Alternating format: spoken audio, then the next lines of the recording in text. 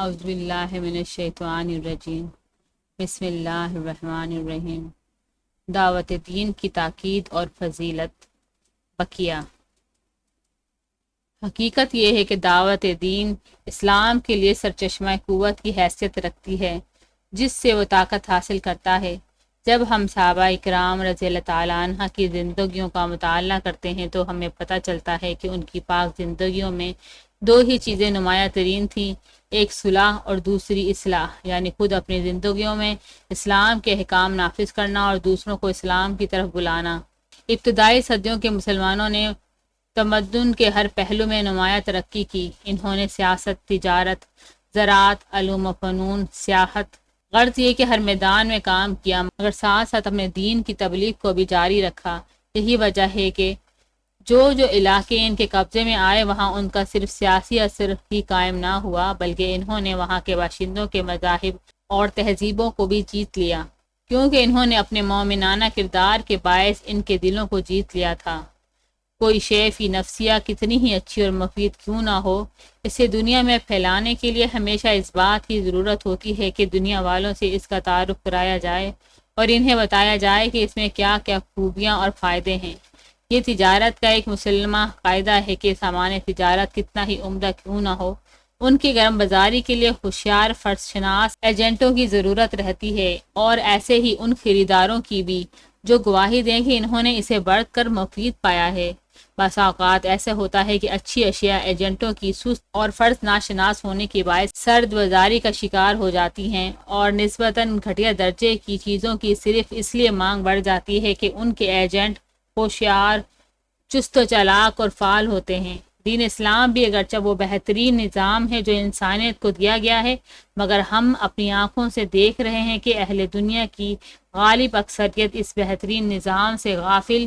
دوسری طرزہائے زندگی کو اپنائے ہوئے ہیں۔ اس کی وجہ اس کے سوا اور کیا ہے کہ جس امت مسلمہ پر یہ ذمہ داری ڈالی گئی تھی کہ وہ اہل دنیا کو اس سے واقف کرائیں اور اس کے احکام کو بڑھ کر انہیں عملاً اس کی خوبیوں کا مظاہرہ کروائیں، وہ مدتیں ہوئی سخت قسم کی فرض ناشناسی کا شکار ہو چکی ہیں۔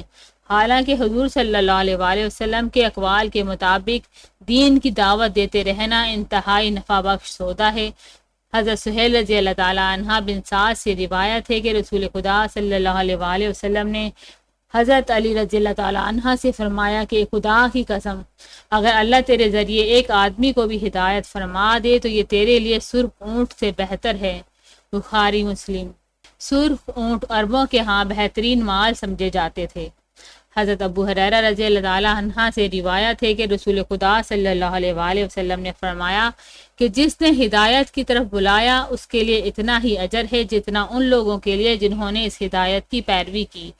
بغیر اس کے کہ پیروی کرنے والوں کے اجروں میں سے کچھ کم کیا جائے،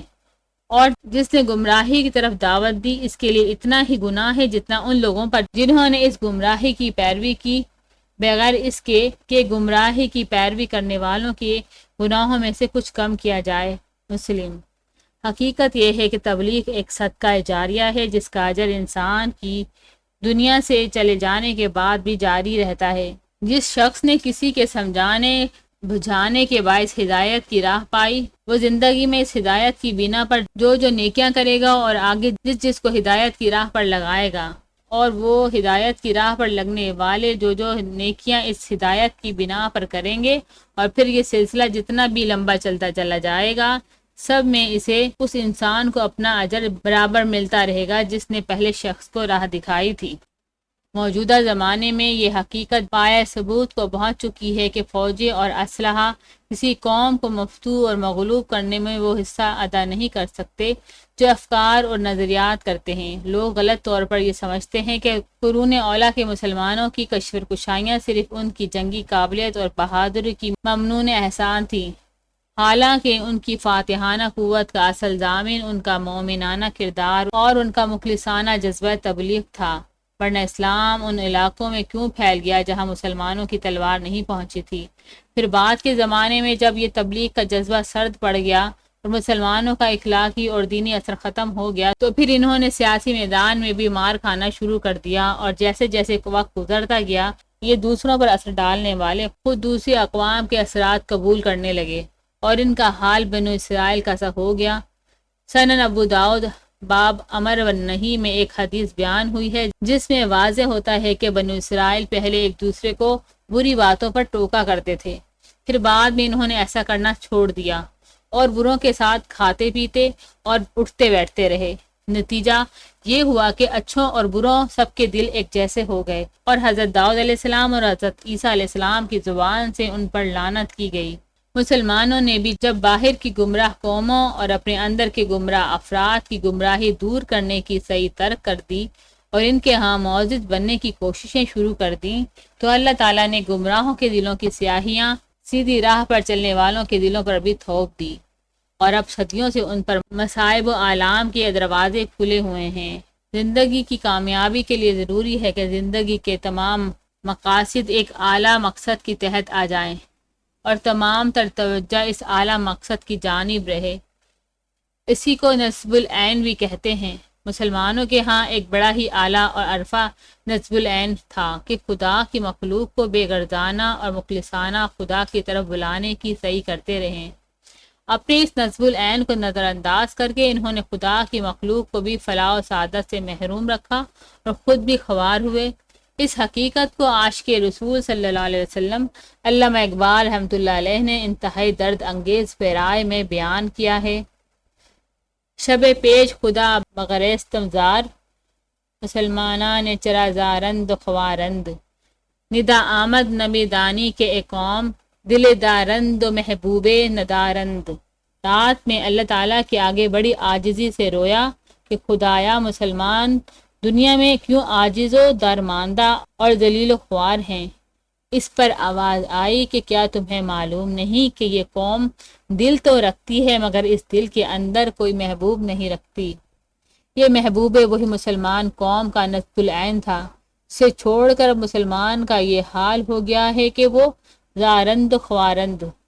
ایک درد مند دل نے مسلمانوں کی مثال ایک ایسے مسافر سے دی ہے جسے اپنی منزل دور محسوس ہوئی اور سفر کٹھن نظر آیا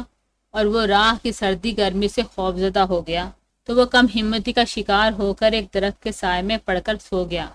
اس درخت کے نیچے چیونٹیوں کے سوراخ تھے، انہوں نے اسے ترنے والا سمجھ کر اس پر حملہ کر دیا اور اس کا گوشت کاٹ کاٹ کر کھانے لگے۔ نیند کا مارا اس مسلسل اذیت سے باہر برقرار آتا، کبھی اس طرف پہلو بدلتا، کبھی اس طرف، کبھی گھبرا کر اٹھ بیٹھتا اور کبھی سستی کا شکار ہو کر پھر لیٹ جاتا، کبھی آنکھیں کھولتا، کبھی بند کر لیتا، کسمساتا اور جھلاتا اور اد کجری نیند میں بار بار چونٹیوں کو اپنے جسم سے توڑ توڑ کر پرے پھینکتا، مگر وہ دو کو پرے پھینکتا تو سو اور حملہ آور ہو جاتی۔ مسافر لیٹا تو اس لیے تھا کہ سفر کی صحبتوں سے گھبرایا ہوا تھا اور تن آسانی کا شکار تھا، مگر لیٹ کر بھی صحبتیں ساتھ ہی رہیں اور کوئی آسانی اور راحت میسر نہ آئی اور منزل جو کھوٹی ہوئی وہ علیحدہ۔ تو کیا پھر نادان کے لیے بہتر نہیں کہ غفلت کو جھٹک کر اٹھ کھڑا ہو اور منزل کا رخ کر کے چل پڑے؟ اگر راہیں کٹھن اور اذیت دہ ہیں تو یہاں لیٹ کر بھی کون سا آرام میسر آ رہا ہے؟ یہاں بھی تو اذیت ہی اذیت ہے۔ سفر کے دوران آنے والی صحبتیں تو آخر منزل تک پہنچائیں گی، مگر یہ صحبتیں تو سرے سے ہلاک ہی ہو جانے کے خطرے میں مبتلا کر رہی ہیں۔ بقیہ کتاب سننے کے لیے میرے چینل کو سبسکرائب کریں تاکہ بر وقت آپ کو نوٹیفیکیشن مل جائے۔